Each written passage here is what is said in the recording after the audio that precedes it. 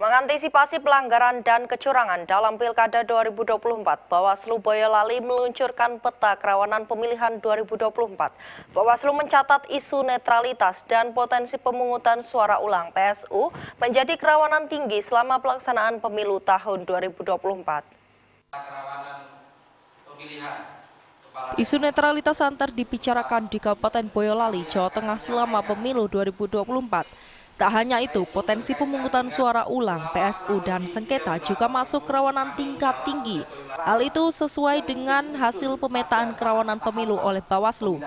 Menanggapi itu, Badan Pengawas Pemilu Bawaslu Boyolali Senin 2 September 2024 meluncurkan peta kerawanan pemilih 2024 berdasarkan Indeks Kerawanan Pemilu atau IKP pada 2022 dan pelaksanaan pemilu April lalu, serta pengawasan yang telah dilakukan Panwaslu di 22 kecamatan yang ada di Kabupaten Boyolali. Kerawanan pemilihan pada pemilu 2024 mulai dari tahapan pencalonan, kampanye, pungut hitung, dan rekapitulasi. Bawaslu membagi menjadi kerawanan tingkat tinggi, sedang, dan rendah. Kerawanan tinggi berkaitan dengan pungut hitung dan logistik berupa pemungutan suara tertukar yang kemudian menyebabkan pemungutan suara ulang. Pada pemilu 2024 ada 6 TPS di Boyolali yang PSU dan itu termasuk tertinggi di Jawa Tengah. Ketua Bawaslu Boyolali Widodo menerangkan, antisipasi yang dilakukan Bawaslu dengan melakukan sosialisasi dan memperkuat pengawasan partisipatif bagi masyarakat desa dan kelurahan. Selain itu, pihaknya meminta KPU untuk profesional, termasuk dalam pembekalan bagi penyelenggaraan pemilu di tingkat bawah. Kalau kita mengaca di tahapan pencalonan ini, kerawanannya yang sebenarnya kemarin diasumsikan menjadi relatif tinggi ternyata rendah. Nah, ini kita tentu bersyukur bersama.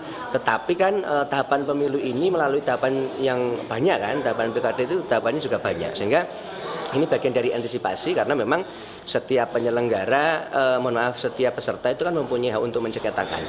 Peneliti dan pegiat pemilu Dian Pertama yang menjadi narasumber dalam acara ini menyebut pilkada di Jawa Tengah menjadi zona merah kerawanan karena adanya perang bintang, sehingga rawan adanya cawe-cawe aparatur penegak hukum dalam pelaksanaan pilkada 2024. Dian merekomendasikan agar Bawaslu untuk sering berkomunikasi dengan para calon, baik calon gubernur maupun wali kota, bupati di daerah agar tidak melibatkan APH. Sehingga pemilu bisa berjalan dengan baik, demokratis, dan tidak muncul ketegangan di tengah masyarakat.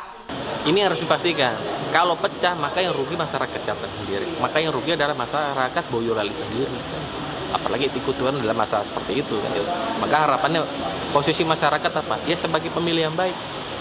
Di Jateng apakah dua-duanya di salah satu ini, siapa yang kira-kira mampu visible mewujudkan mimpi Jawa Tengah itu seperti apa?